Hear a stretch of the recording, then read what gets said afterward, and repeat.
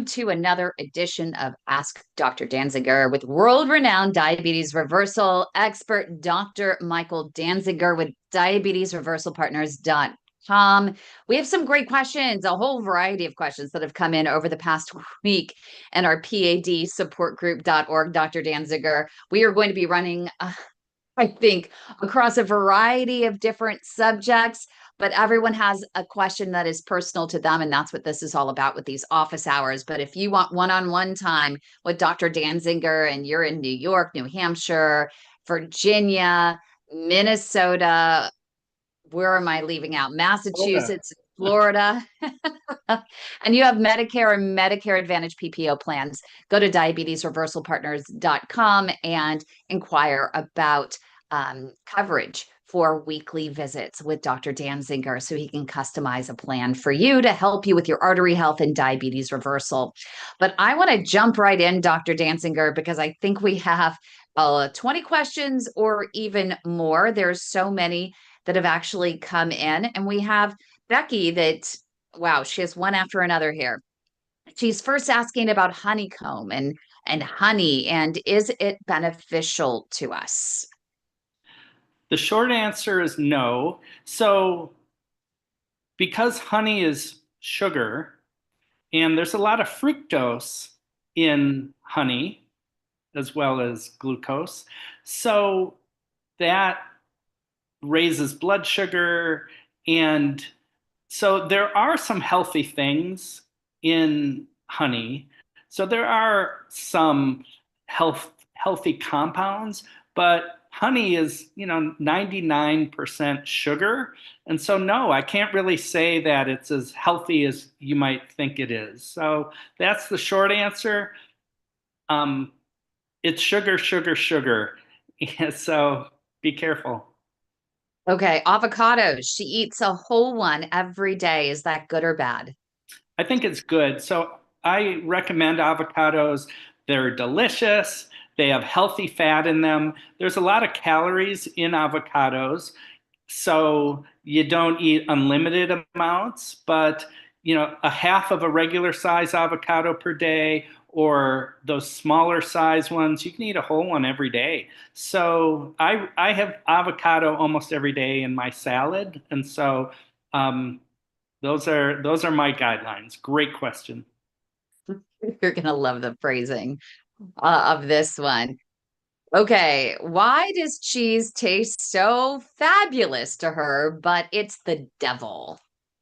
So, And we've been seeing a lot lately about rennet and it being manufactured versus being natural. And if you are going to eat cheese, go European versus eating, the one from the US with the genetically modified rennet from Pfizer. So that's kind of where I think she's coming from. well, yeah. So cheese. So let's compare cheese to people.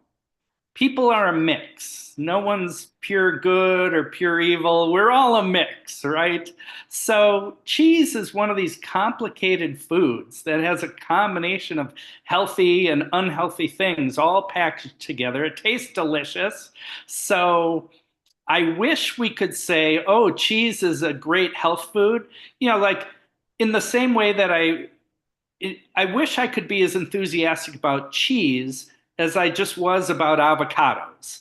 But cheese has a lot of unhealthy fat in it. It has the saturated fat palmitate, which is really bad for the arteries. And so mix that in with some healthy fats and some other, protein, and I'll give cheese about a C minus. So is it all bad? Is it an Wow. no? Okay. So what I do recommend is eating cheese in small amounts. Use it as a Yeah. healthy condiment, and use low-fat cheese. I think is less unhealthy, and so a little bit goes a long way. So it's a treat food.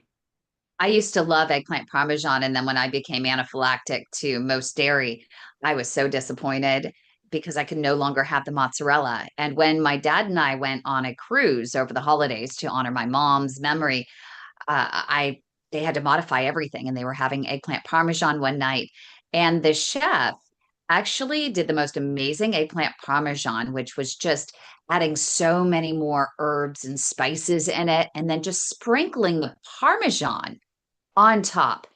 And it was delicious. And now I've completely modified how I do eggplant parmesan at home with just a little bit of sprinkling. It's not as much about the cheese as it is about the herbs that you add in there and the flavor. Yum. Absolutely. Great input. Milk. Should we be drinking whole milk or low fat milk or no milk? Yeah, low fat milk. I do recommend low fat milk. I do not recommend whole milk or cream. Um, I I just love the taste of whole milk. I grew up in Minnesota, dairy state, and I remember as a kid having whole milk pretty often. Happy cows are in California. Good point. Just So saying.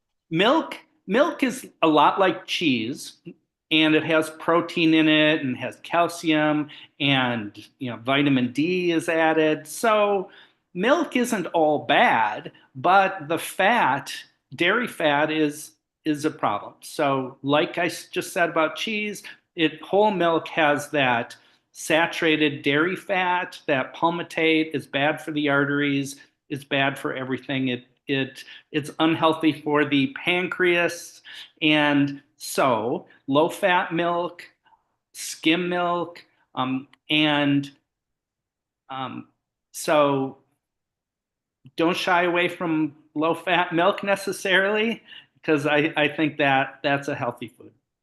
Cereal, good or bad, none of it seems real anymore. And you saw Target just said it's not going to carry any cereals that have any sort of artificial colors in Yeah. them, but I'm not sure if that makes a difference for you. So the main cereal's a problem. Really, there's almost no cereals that I can be enthusiastic about. Now, I'm a little bit biased and maybe a little extremist about it, because I will point out that mainstream nutrition experts will recommend high fiber breakfast cereals. So I'm concerned about the starch in there, and that the ratio of carbohydrate to fiber is a problem. So there's too much carbohydrate, not enough fiber. When you do eat cereal, look for a ratio of no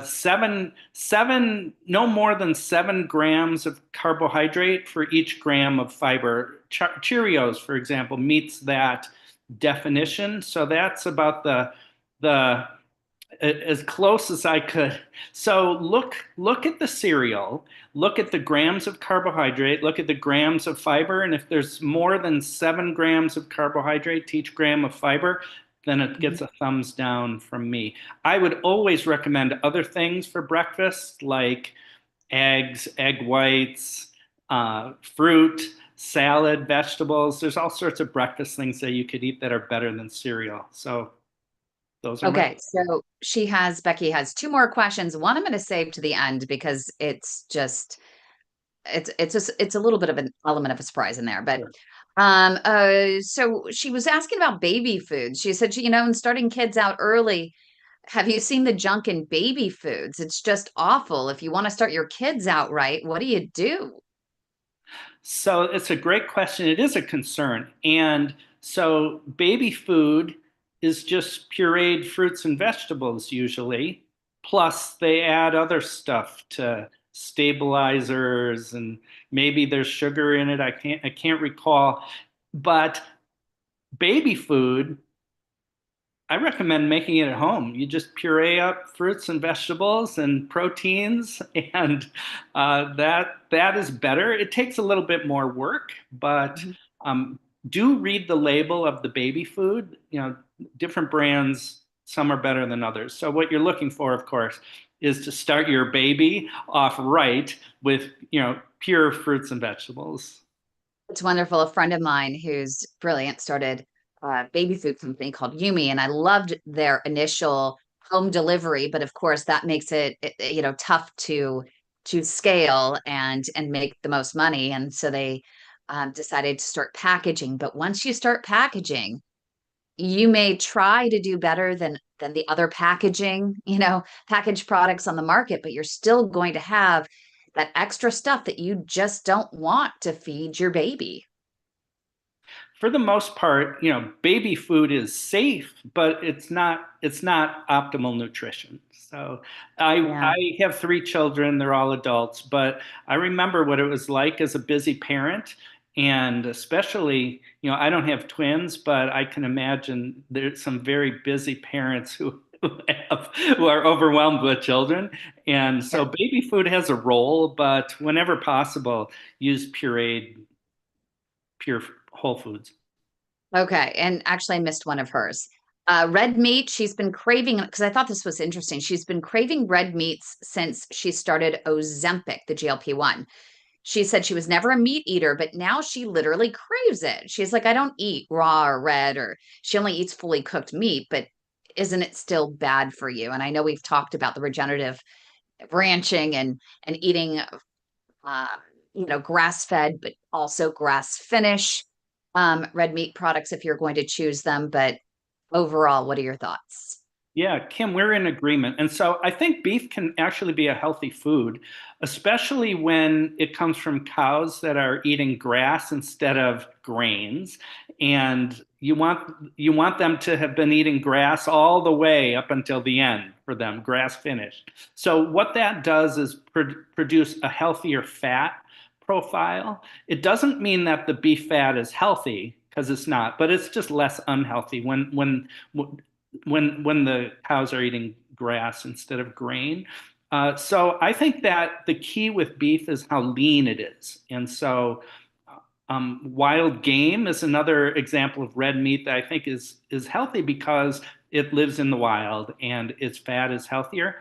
But I would always favor lean poultry over red meat, and I would always favor fish over poultry. And so the best you can do is wild fish.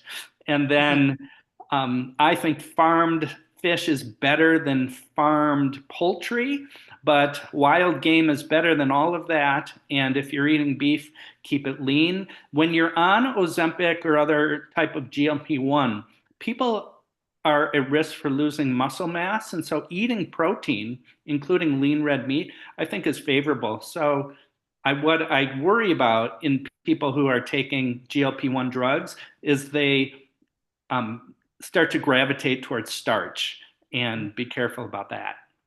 Okay. Jenny is asking, I do intermittent fasting. It helps her focus, on better foods. She says it helps her lose weight, um, and getting an alkaline diet. But what are your thoughts? Any guidance on intermittent fasting? Yeah, great question. So intermittent fasting is becoming more and more commonplace and popular, and there's different definitions of what it is. In most of my patients who are practicing intermittent fasting, it simply means that the kitchen is closed at a certain time, let's call it 7 p.m., and doesn't open again until close to lunch. But it can mean different things to different people. What it means basically is closing the kitchen during a certain defined interval of time.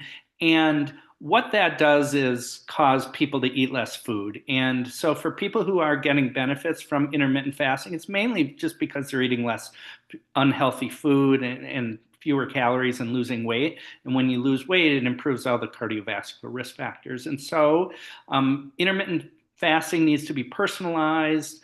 And so finding a routine that works for you, I do think is a good thing. Let's talk about the alkaline diet strategies. So there are certain foods that are the body turns acidic, and there are certain foods that the body turns alkaline, which is the opposite of acidic. I mean, it's basic. And so fruits and vegetables are less acidic, and so they're alkaline. And so an alkaline diet has lots of fruits and vegetables and steers away from starch and sugar, which the body turns to acid. Proteins are more on the acid side. And so on an alkaline diet, you would be eating moderate amounts of protein and lots of fruits and vegetables and whole foods. So an alkaline diet is generally healthy and favorable, not necessarily because it turns the body less acidic. You can't change the body's acidity by eating. So, because the body regulates the acidity in the blood, but what you can do is think about what are good reasons to eat more fruits and vegetables, and so the alkaline diet strategy really capitalizes on that concept. Nancy says she's especially curious about omega 3s, fish, vitamin K, kale, broccoli, etc., and garlic. Some we get from our food. We also take supplements and vitamins. She's also read to consume these cautiously, whether it's natural or whether it's in the form of a supplement if you're on blood thinners. So she's just seeking guidance on how much is safe to consume while on blood thinners. And I know that it's different with every presentation of disease and they should ask their doctor, but what is your overall experience? Yeah, let's start by saying it needs to be personalized according to your medical team. Having said that, there's a type of blood thinner called warfarin, also known as Coumadin, and that type of drug is affected by vitamin K in the diet, which comes from foods like spinach and kale and greens. And so, what Coumadin or warfarin is used less and less often, and so that's the main thing. If you're on warfarin or Coumadin, then you've got an issue and you should get personalized dietary advice. The other types of blood thinners, the more modern ones, they aren't sensitive to dietary things like that. And so you need to be careful really about supplements that are potential blood thinners, the main one being omega-3 fish oil supplements. So fish oil supplements can thin the blood.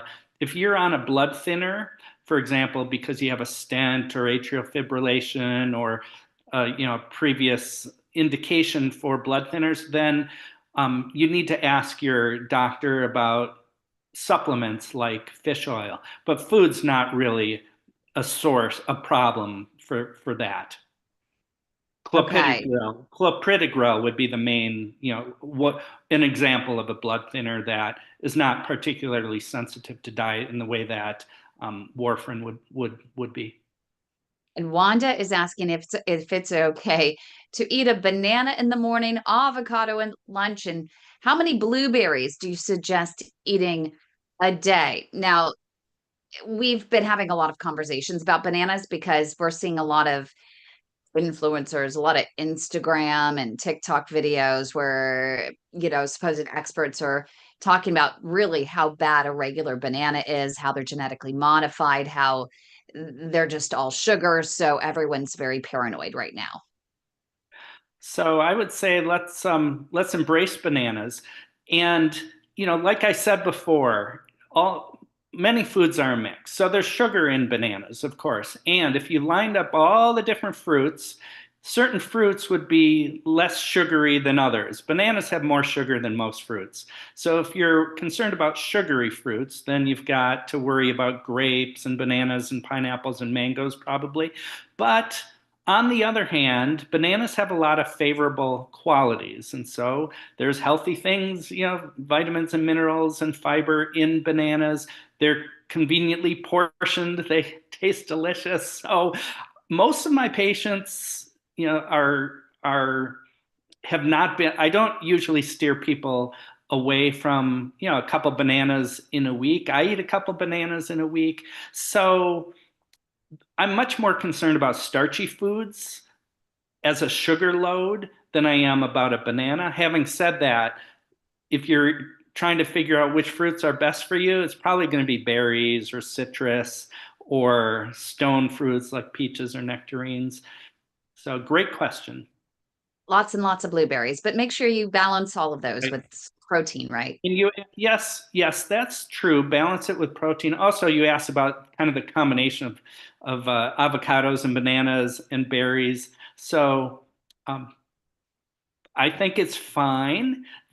For people who have end-stage kidney disease, you might start to worry about all the potassium that you get from bananas and avocados in combination. So if you have stage 4 or stage 5 kidney disease, then that's a different story. But no, I think berries, bananas, avocados, that would make a delicious, it sounds great to me.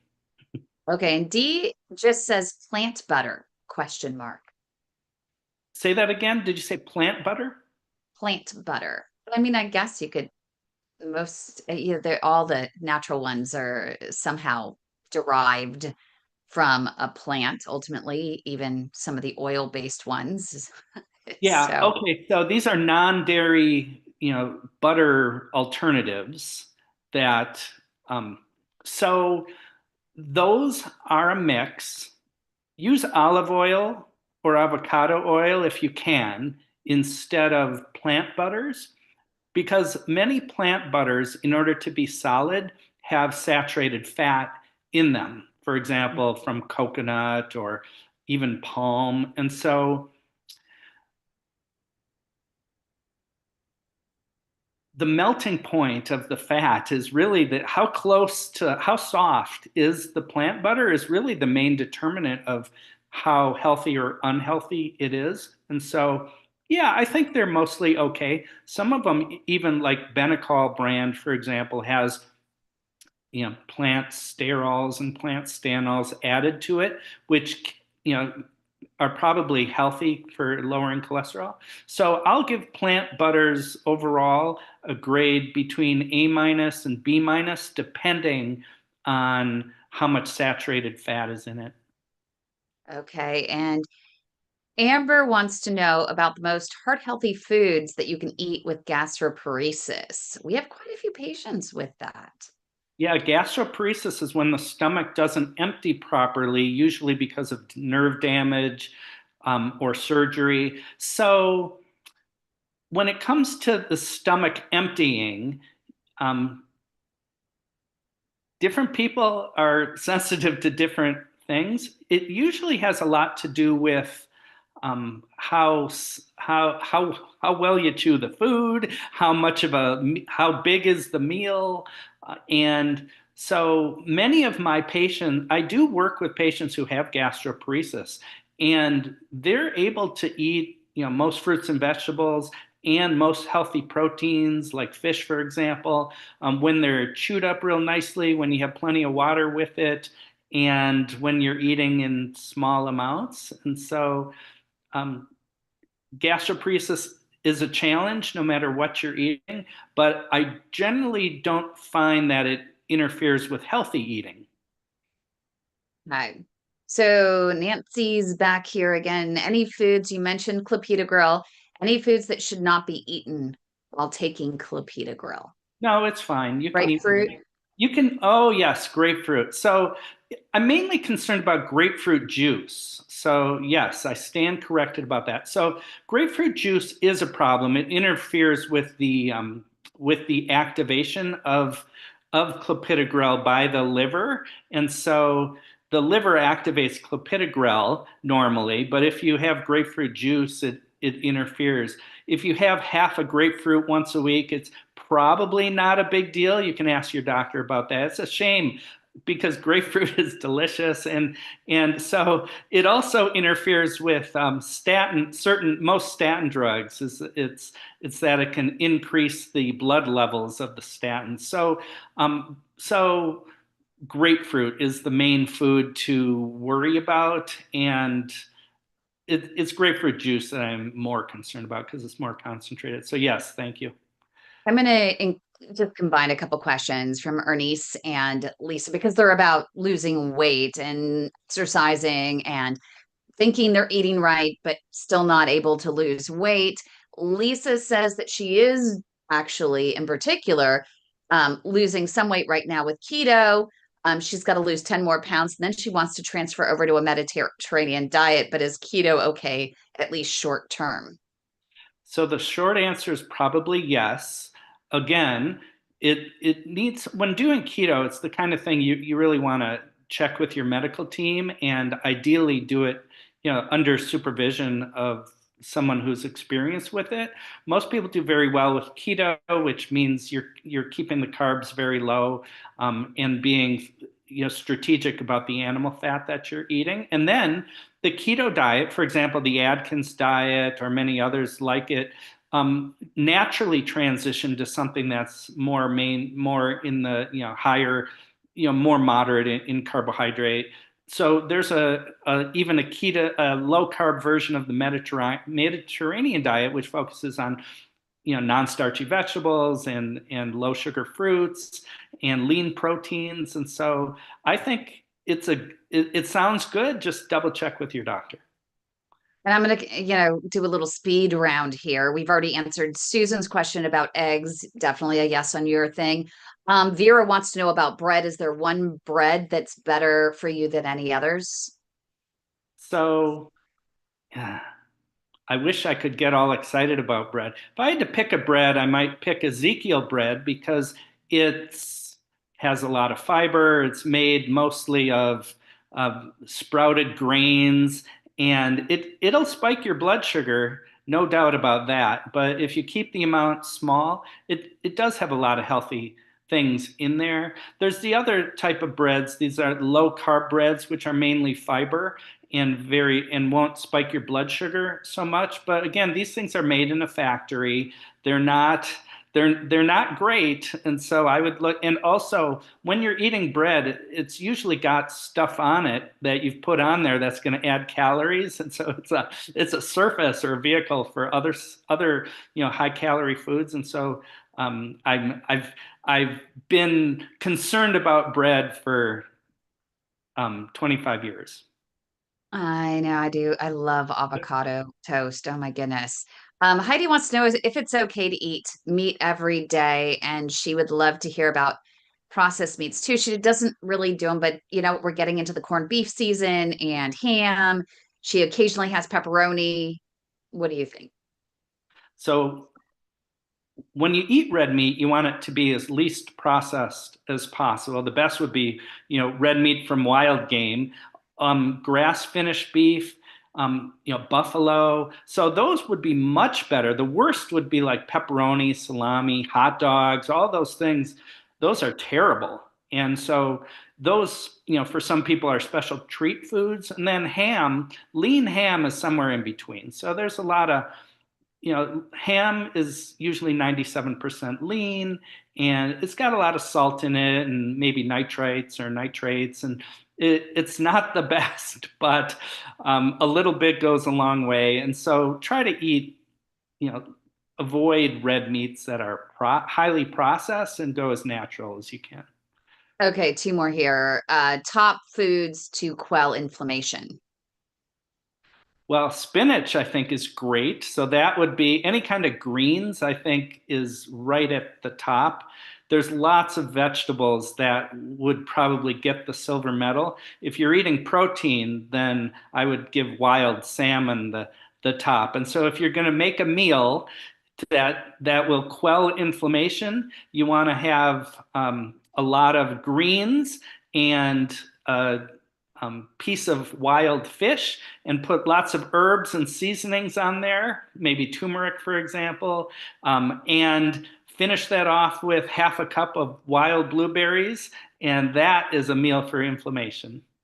Okay, 30 seconds left here, and I got the doozy for you from Becky. Okay. She says, here's the real question. How in the world do we eat corn, chew it, and it still comes out whole? Wild stuff, I know, but inquiring minds want to know. Yeah, so a lot of people notice that when you eat corn, for example, corn on the cob, it comes out undigested. And, scientists have been working on this for 50 years, and we're no closer to an answer than 50 years ago. And so we don't know why. There's no scientific explanation for why you chew up corn and it comes out whole. So I'm just kidding about that. You're not chewing it as well as you think. So that's why. Thanks so much, Dr. Dansinger. I thought you'd enjoy that one. If anyone wants more great content like this, make sure you subscribe to our channels, including Michael Dansinger, MD. That's a great YouTube channel. Subscribe to his channel, subscribe to ours, and also make sure you visit diabetesreversalpartners.com. If you want to attend our weekly office hours, make sure you email info